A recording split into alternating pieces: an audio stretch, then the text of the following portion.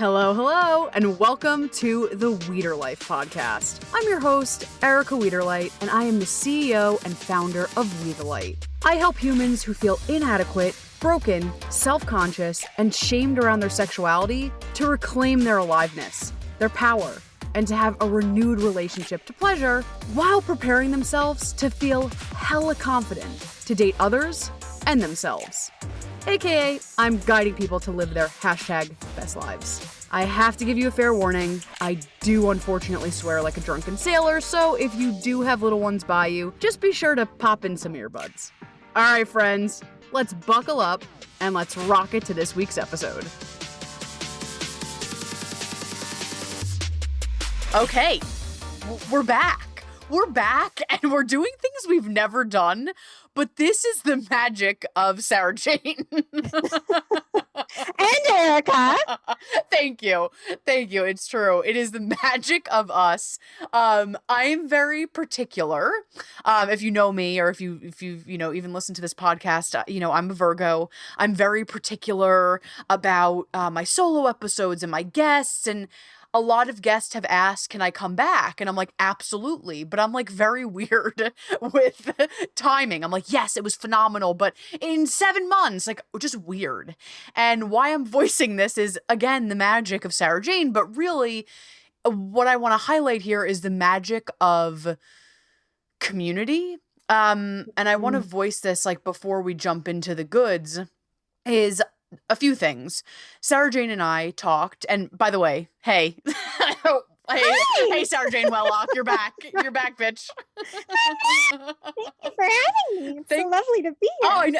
It's been so long since we've chatted. It's been just so long. But I just wanted to voice this because, if you've listened to the episode prior to this, and if you haven't, go listen to it. It's phenom. But we talked, Sara Jane offers a lot of amazing services and tools, and our first chat was phenomenal. And we both knew, like, okay, that's not the end of this conversation. Like, we need a baby episode. We need to do a tool episode. So in my brain, this episode for me is a tool episode that I'd love for you guys to keep coming back to over and over and over again. So you can skip this part of the conversation if this is the third time listening to it. But in my brain, I was like, this is a mini tool episode that we have in our back pocket that gives us inspiration and in our body and all the good things. Great. God bless. However, I thought this was going to happen, in months from now. So I'll get to it. But taking a breath here, what I'm trying to voice is that if you're listening to this episode real time, it feels like the world is burning around us. And I have never been busier. So we talked last week, and then the world really blew up around us. It's been blowing up, but it really blew up. And I've never been busier in my profession in my whole life. And I was getting, as we should, frantic calls and texts. I'm scared. What do I do? And, I felt this impulse of, I have to make a podcast episode about this. And this weird producing, because I'm like, what can I do besides donating and holding space for my clients and doing the things? But this is a baby platform. So my first impulse was, I got to make an episode. And then my ego got involved of, I have to make a phenomenal episode. Where, you know what I mean? Of not from a place of it has to be great, but because everyone's suffering right now, it has to be perfect and it has to hit all the points and I want everyone to feel held and seen. It came from this weird place of fixing and, it's okay. And I have all the answers and I don't. I don't right now. And so I was so resistant to making, I know I needed to come to the mic to make an episode, but I'm not ready. Maybe next week. But right now I feel like I'm just trying to say something and maybe there's nothing to say right now. Yes. Yes, there is a piece, right? Of using the tools and working through our rage. And, there are things that I actually do have to say, and through helping clients and sessions, I started to accidentally make a podcast. I'm like, oh my God, and what about this? And what about this? So I'm getting there, but I also had to respect my humanity that you ain't ready yet. You're still it's percolating. you have things to say, you know, like through different client, from different client, you're formulating your thoughts, you're formulating how you feel on this and you know, a container, but right now I'm still processing. So great, that's happening. And so I wanted to voice that because sometimes we can put people up on pedestals, like they have all the answers and they're good. I'm like, no, I'm still fucking processing this shit too. And I want to highlight community, because I was making myself really fucking wrong. Like, Erica, you are a leader, goddammit. Turn it around quicker. You know, like I am working the tools, but it's like, turn it around quicker. Like, excuse me, like you just got this news. You're going to turn in a podcast episode 2 days later, but there was an ego voice in me of like, turn it around quicker. You're a leader. You need to hold space. You need to be better. Like, you need to not be better, but you need to be better at this, Erica. And I was just like, it's not there. Like, it's literally, it would feel so inauthentic. It would feel so phony. I think it wouldn't land for people. And the Cliff Notes is, okay, so that's part A. Part B is I could have suffered in silence, which is my usual tale, right? Like, that's right? Like, my usual tale is like, it's okay. I'm suffering. I'm struggling. I'm going to sit in here and produce. And then I got my friend, Sara Jane, who I've been in community with for years. And she is lovingly knows how to stretch me and push me. Push is the wrong word. She knows how to hold me and stretch me. And so I impulsively said, hey, you want to create magic? And of course she was like, fuck yeah. And so why I'm highlighting this story is we make it real. First of all, there's a lot to unpack there, and I don't want to spend too much time on this, but we usually, when we're in pain, we isolate, we go into silence, we go into suffering alone. And again, I saw this with some of my clients. Some immediately reached out and I was like, yes. And some withdrew. And I was like, hey, are you okay? And they're like, I'm not. Thank you so much for asking. Because I couldn't come to you to ask. I just was so in my stuff. So I want to highlight the being alone factor. And then I also wanted to highlight the power of community, the power of making it easy. I know how to make it hard. And I think that resonates with a lot of people. Like, how can I make this hard? How can I make this difficult? And so I wanted to highlight the suffering in silence. And then I wanted to highlight that we sometimes make it a lot harder than it is. And again, community is a privilege, right? So I want to turn it to you, Sara Jane, in just a second. But I wanted to, again, community is a privilege not everyone has. And I also want to, me and Sara Jane are here. We want to welcome you. You're welcome into our community. We got you. But I just wanted to highlight that I was making it really fucking hard. And people like you saw me and were like, let's create magic. It doesn't have to be this hard. I got you. I'm holding you. So can we talk about that for 4 seconds before we transition? 4 seconds. I don't know if I can be strained 4 seconds, but I'll do my best. Yes. Thank you so much for voicing all of that. I commend you. I appreciate you. I appreciate, you can sense when someone's being real. We all can. Yeah.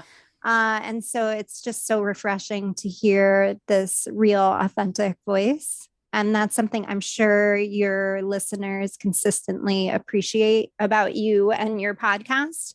So high five and thank you, and bowing to you and curtsying to you and having my gratitude. Yeah. And I feel you. And I also feel so lucky to have I took a course over the winter.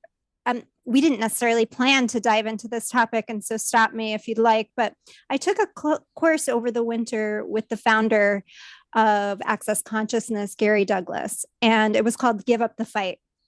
And I am so glad I took that, given everything that's going on now and everything that was going on at the time, because truth, like, there's usually a lot of stuff happening, right? And some of it is more dramatic than other things, and sometimes seem more pressing than others, like this one.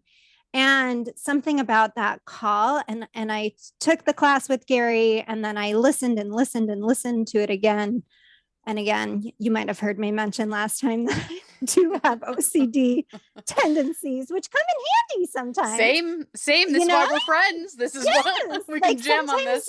When you can use that obsessive compulsive tendency for something that's going to create greater, like you can ask, will this create my future or decay it? And if you get create, you can just keep listening. And that's what I was doing. I just kept listening to that call because there were so many essential items, essential nuggets of information that brought a sense of peace and ease to my world.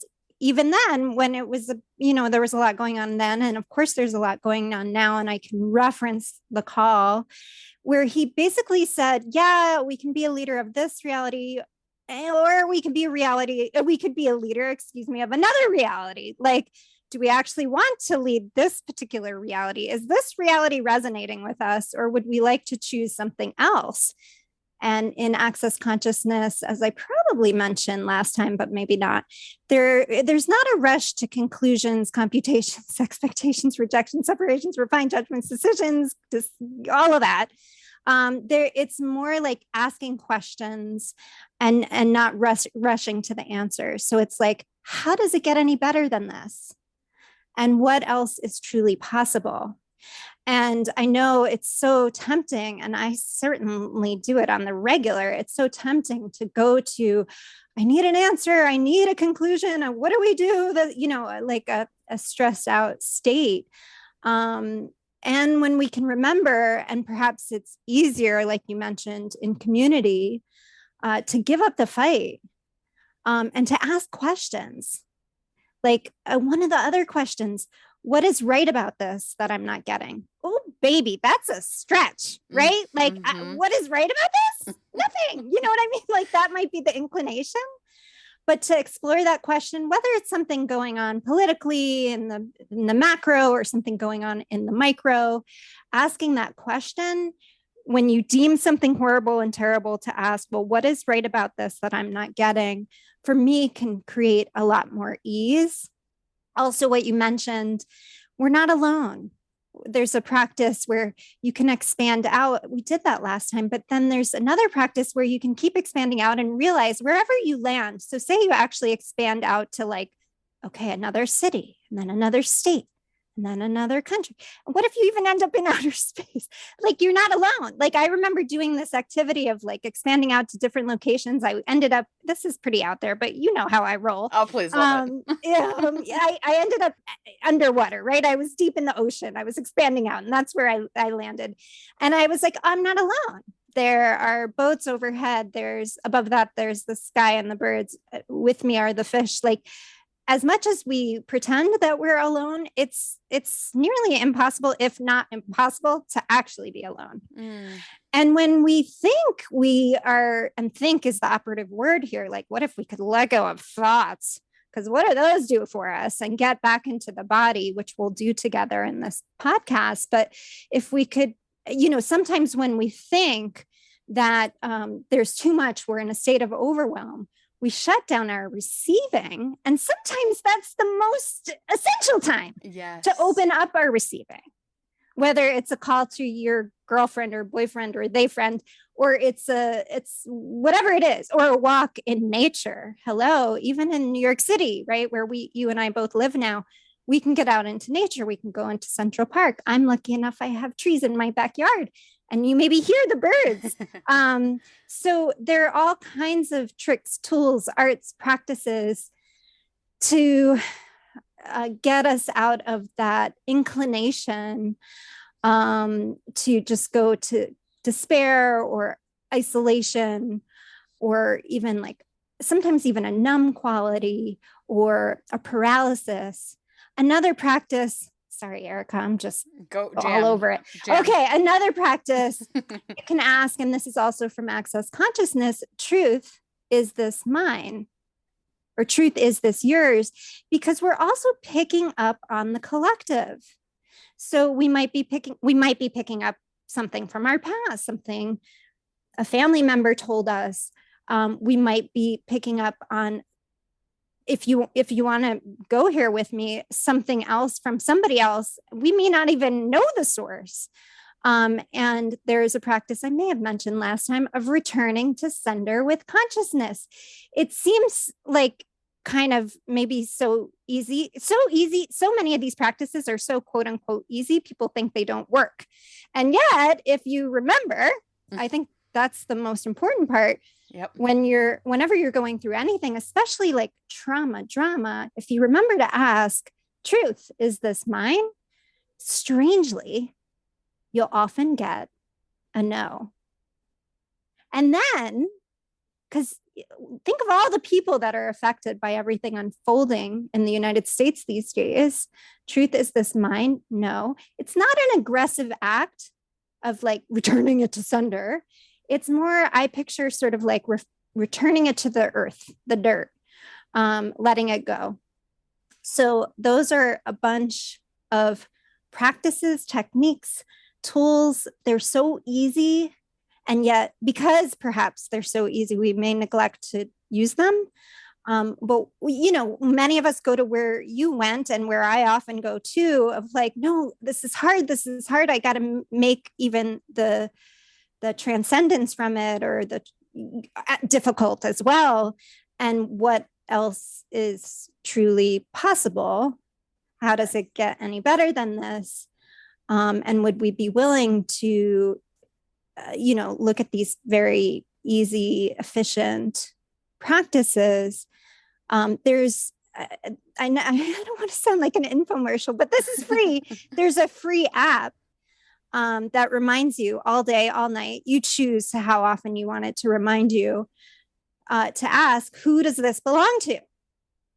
And again, you may know the source, you may not, but it's just a constant reminder. And you can set it for like a 3-day period, a constant reminder that many of the thoughts, feelings, and emotions that seem like they are ours, easy for me to say, not so much. Many of those thoughts, feelings, and emotions seem like they are ours, and they may not be. In fact, they often are not. In fact, Access says 98% of our thoughts, feelings, and emotions are not ours, and we can return to sender with consciousness attached.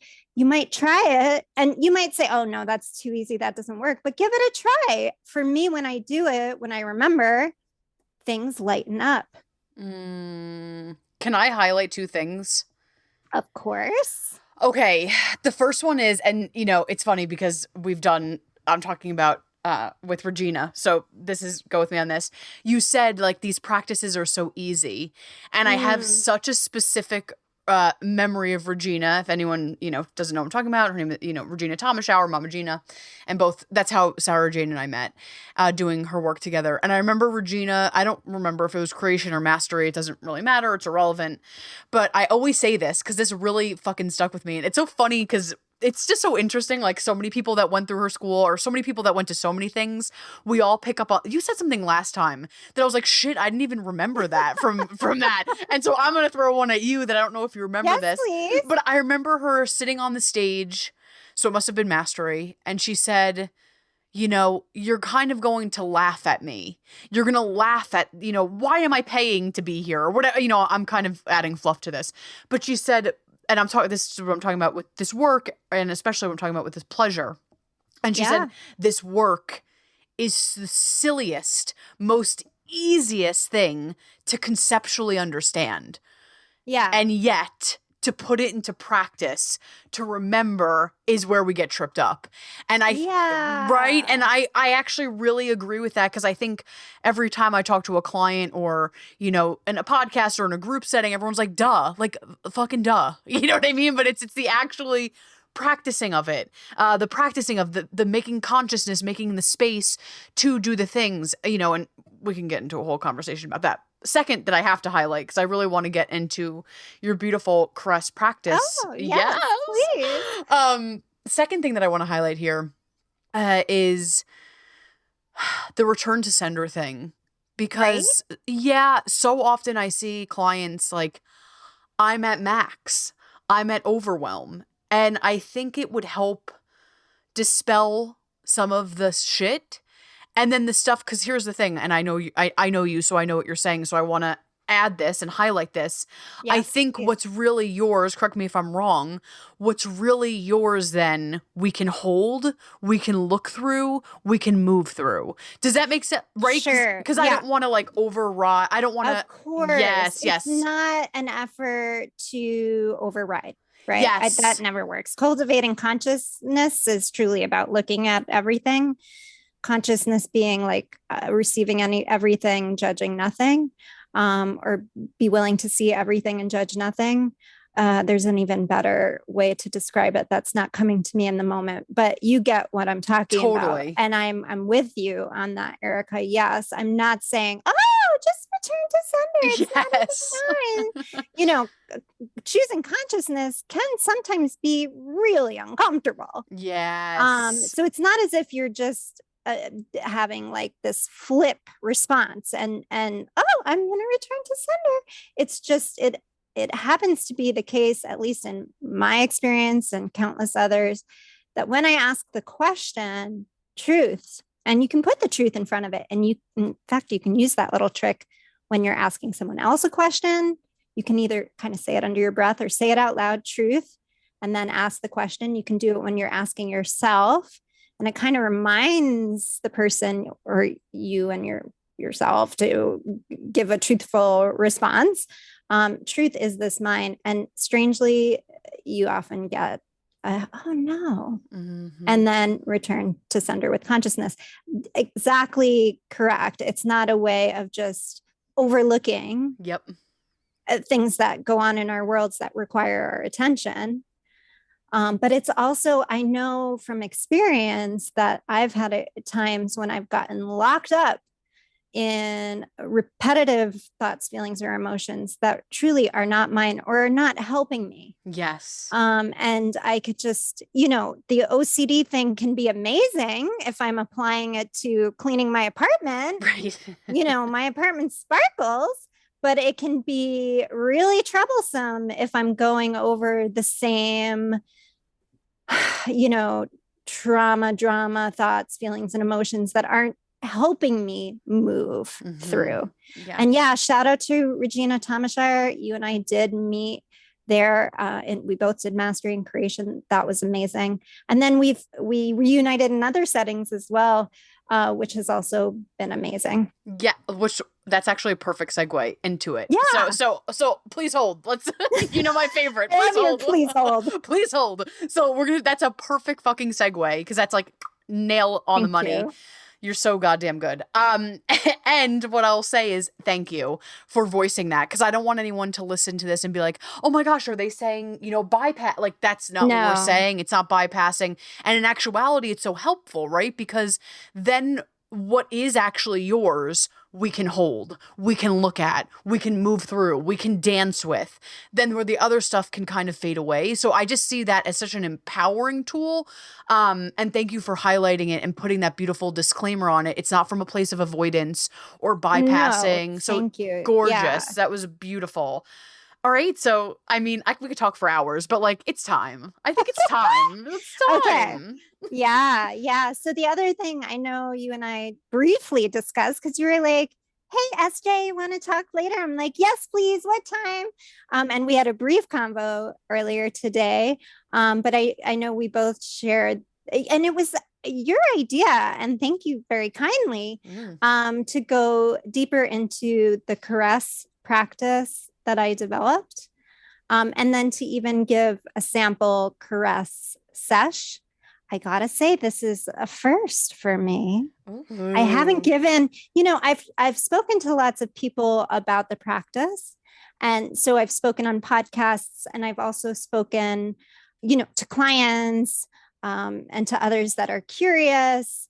But I might give them a hint of what it's all about. I've never actually done a mini session. Yes. So I'm excited to see what unfolds. I have no idea. Me too. Me too. And we're going to do a teaser today. Yes. So can you give us a very brief, because I want people to, reuse this episode over and over and over again. So can you give us a brief overview? And I know we've discussed this before, and I'll give you the mic on this, that, can we talk about this? Okay. So I'll pass you the mic in just a second. I'm imagining myself literally passing you the mic because I'm holding it today. So passing you the mic on the disclaimer about how we're opening this up to all genders, all humans. Can we talk? So can you give us the cliff notes? You know where I'm going, so I'll just let you lead. Can you talk to us about, help me, I'm brain farting. Oh, yeah, talk. I love this is a video. This is a video. This is the issue of not having video because I'm like D. So my ADD is up and at 'em. ADD is really, I mean, what if that's a superpower too? Oh, it totally is. Right? Like the OCD, the ADD, all these things that we thought were wrong or bad. What if your wrongness is actually your strongness? So good for you for the ADD. Fuck you yeah. can multitask like a champion. Oh, it's true. It's so fun. Let me tell you, it's so true. But the two things is, I'm gonna pass you the mic, and I'd love to hear like a baby intro about the work.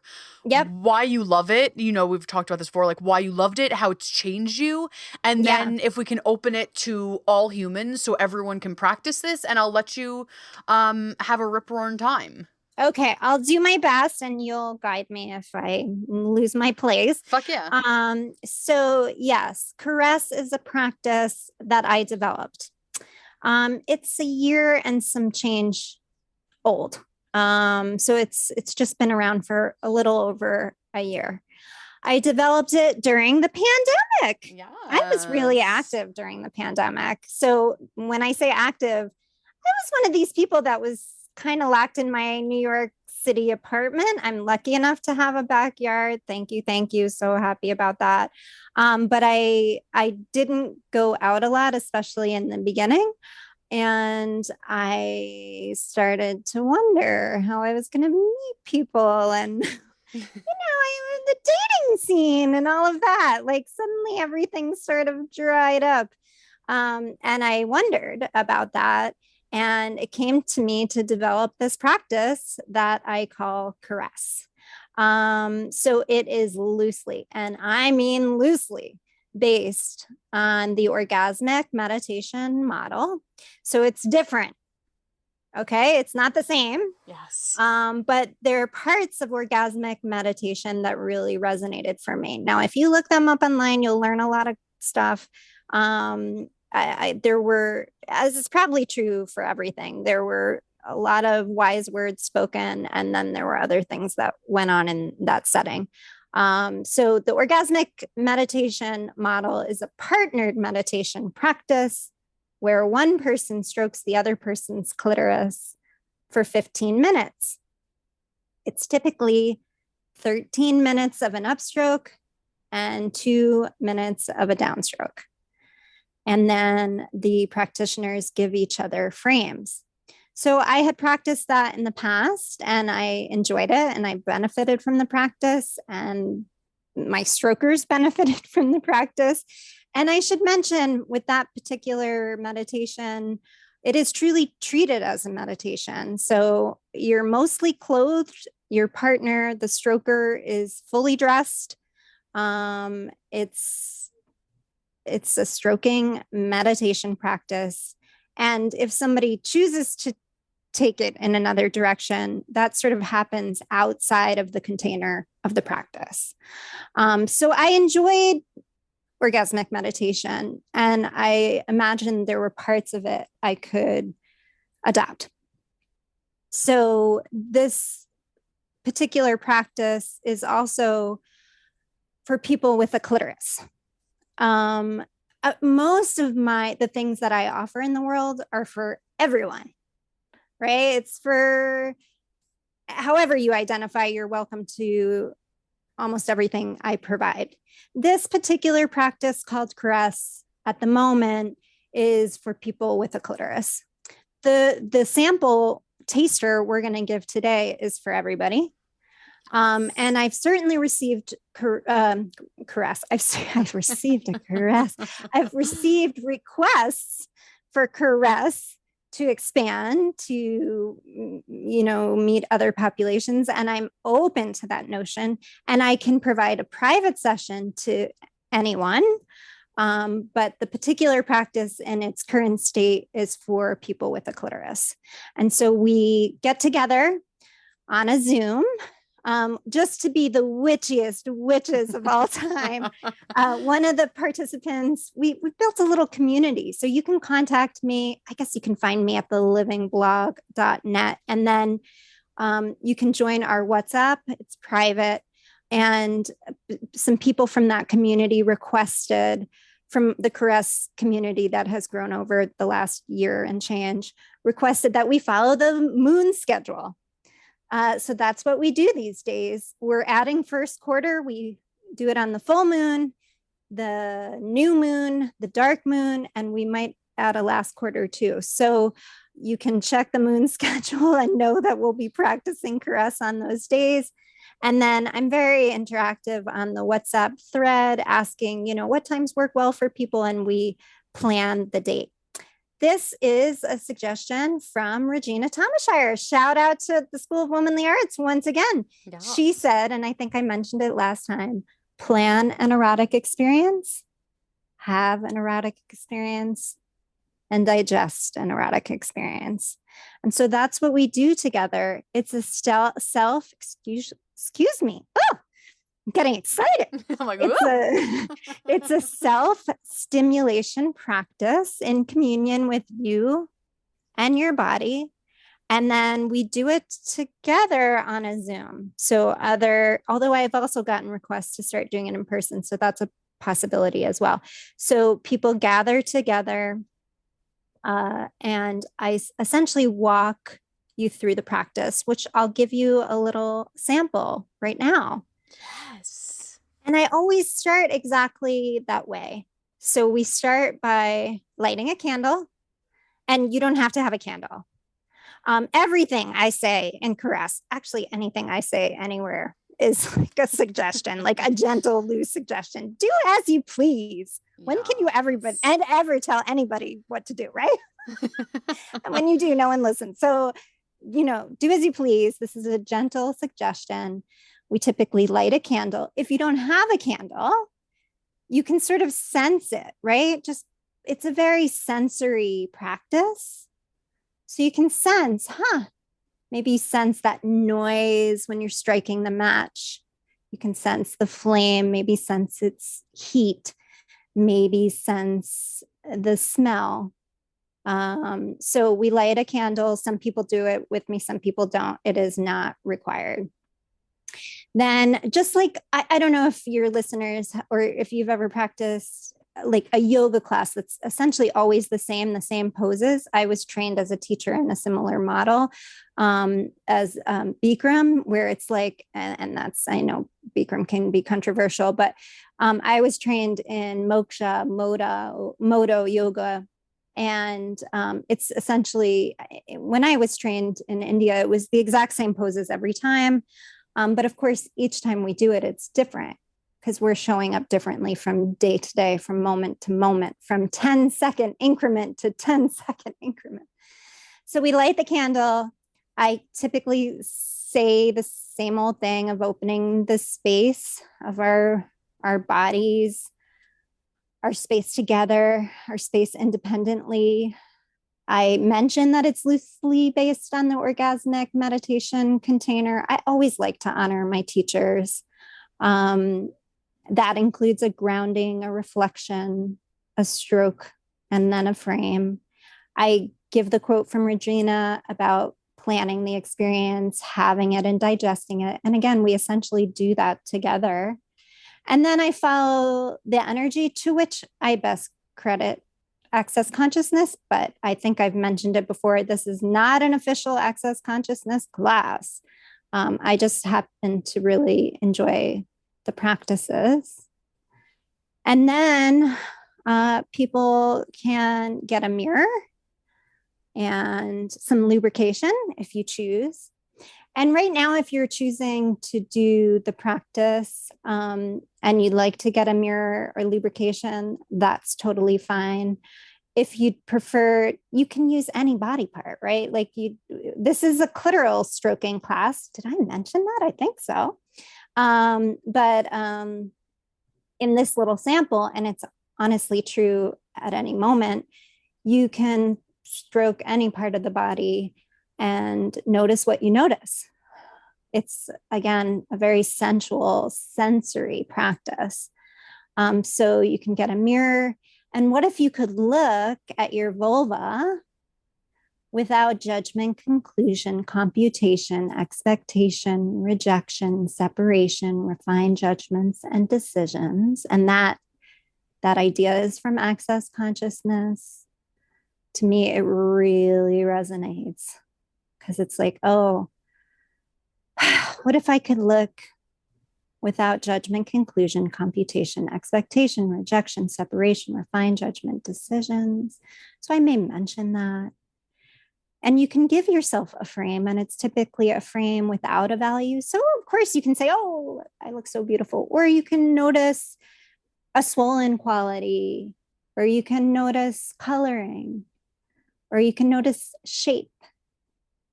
Like I was noticing the other day, right before a caress session, like, how did I get so lucky that I get to have this body and I get to have senses? Like, I drank my coffee in the morning, and I love a coffee, and I was just tasting the coffee and the oat milk, and wow, like, and when you distill that down, and for some of us, distilling it down to finger to clitoris, or distilling it down to, again, essentially any part of the body, flesh to flesh, it can be so relaxing.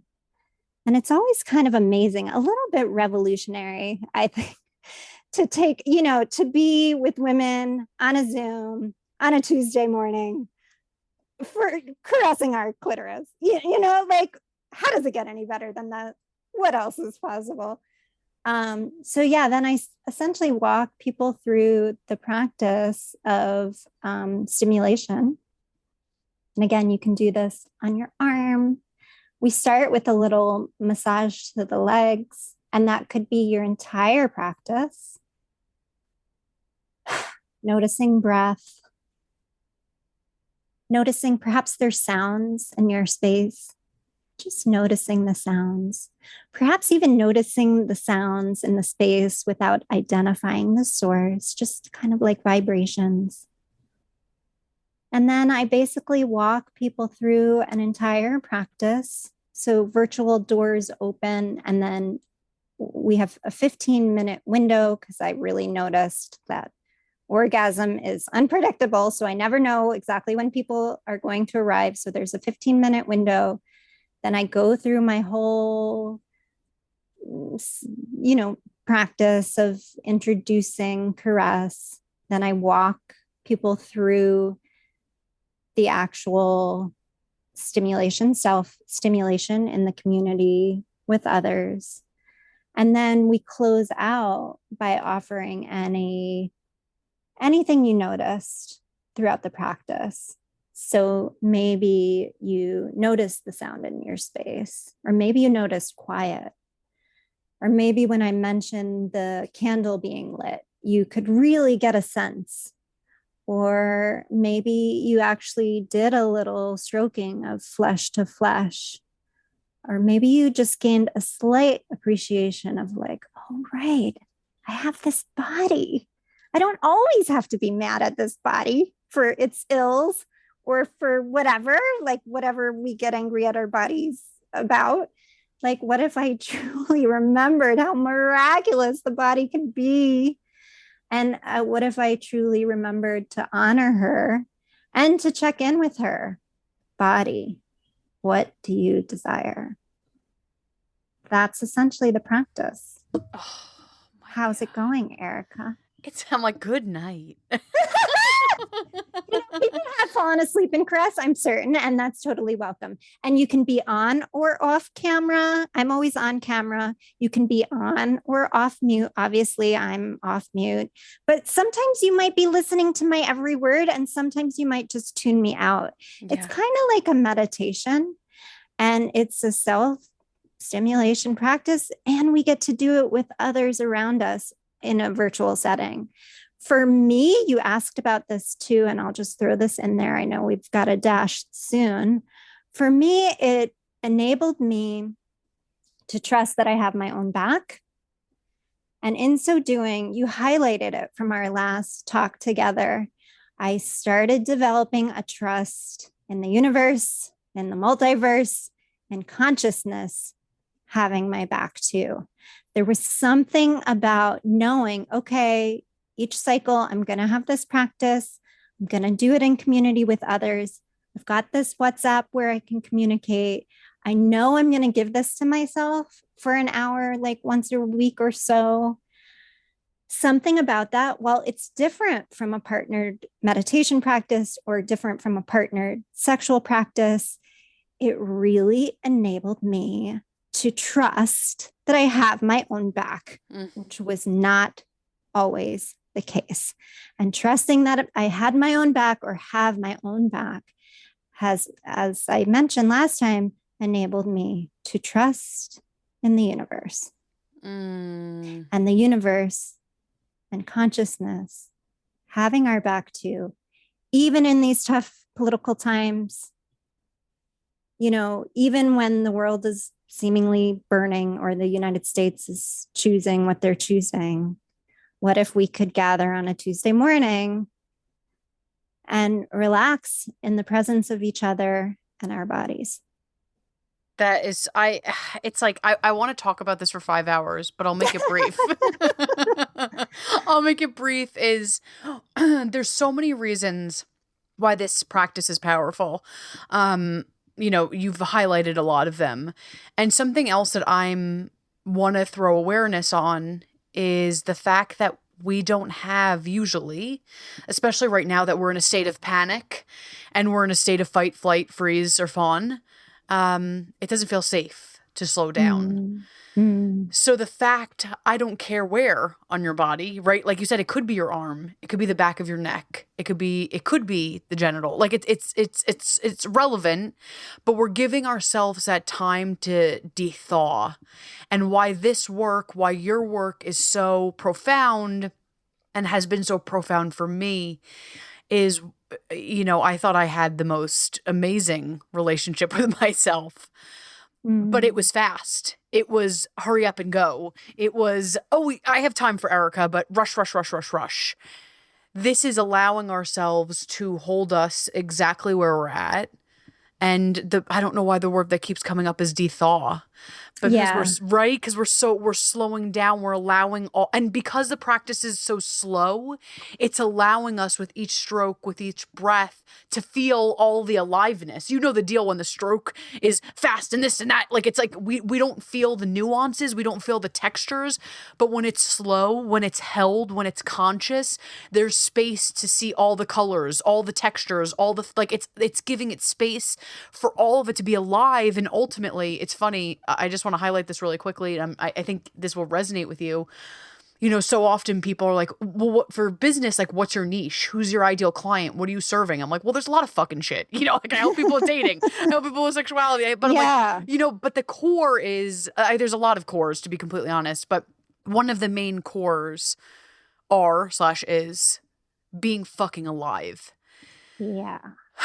And this practice gives you the space to maybe that day feel the rage, to feel the pain in the stroke, or to feel like the amazing aliveness, the juiciness. So I wanted to frame, in addition to all the beauty that you've highlighted, this is a practice of aliveness. And in addition, like you said, not only is it just having my own back, because that's like survival, I have my own back, for what you've created has also helped others to thrive.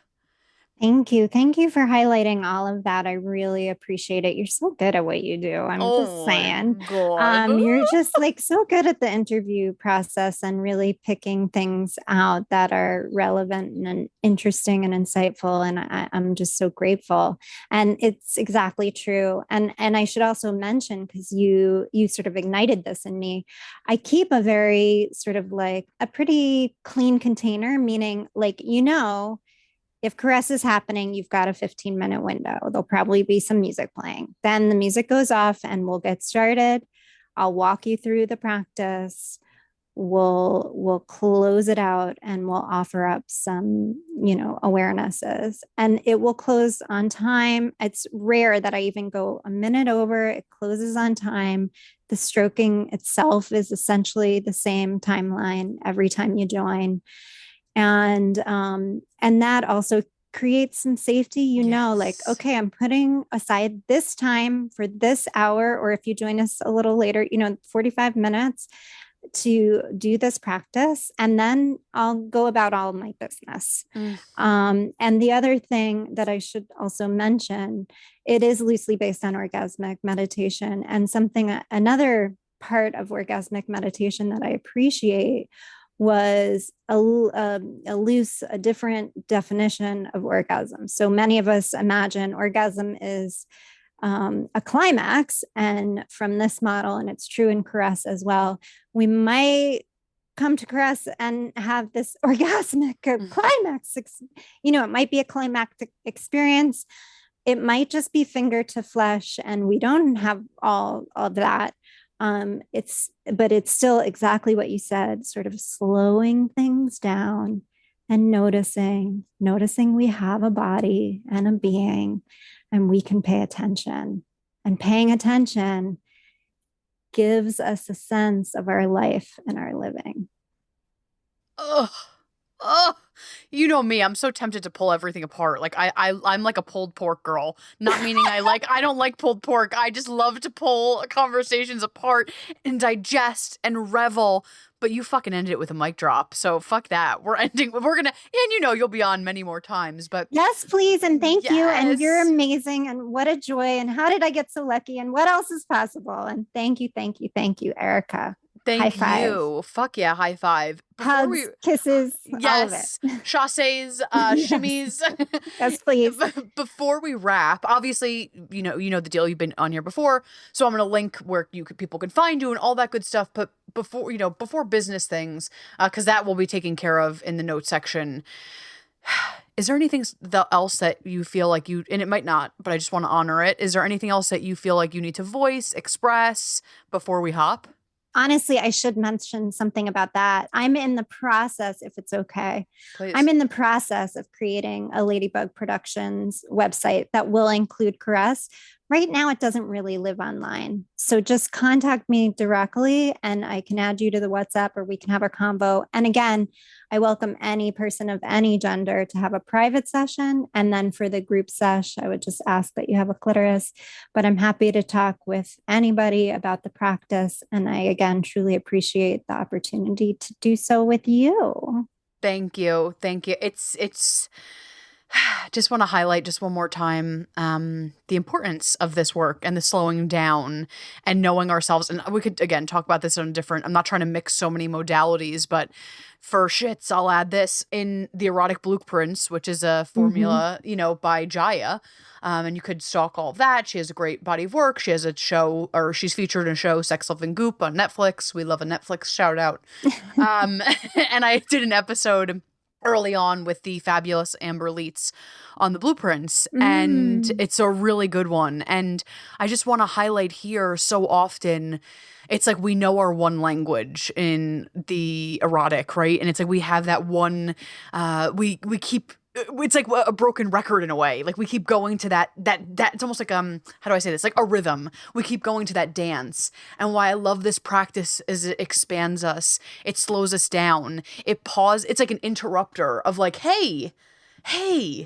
It's an invitation to go deeper and to have a more juicy, alive relationship. And oh, I could talk for hours, but fucking thank you so much. Thank Yeah. you for what you're saying. And also that how we often pair our sexuality and our sexual practices to one partner or many partners, some of us, but it's like, what if we could, start at home with ourselves and our bodies? Yeah, that's what's so powerful about this practice. It's about you and yourself and knowing yourself and giving your space to survive, and not only survive, but thrive. Yes, please. Fuck yes. I'm obsessed with you. Same. Thank you so much. You know the deal. Thank you so much for coming on. I'm going to attach all of your amazing work in the notes. And again, thank you. Yeah, I remember going to a Cyndi Lauper concert and she said, "Thanks everybody for coming," or whatever reaction you had. And same is true here. Thank you so much, Erica. And thanks everybody who's listening. Thank you. Seriously, thank you so much for joining me on today's episode and on this podcast journey. And if you loved what we talked about today and you know another human who could definitely benefit from what was discussed, I would so appreciate if you would go ahead and share this podcast with them. Don't forget, hit subscribe or follow so you never ever miss an episode. And the great news is you can always follow me, my work, my blog, my podcast on my website at www.wethelight.org. And hey, remember, life is so much brighter when we shine. I'll see you next time.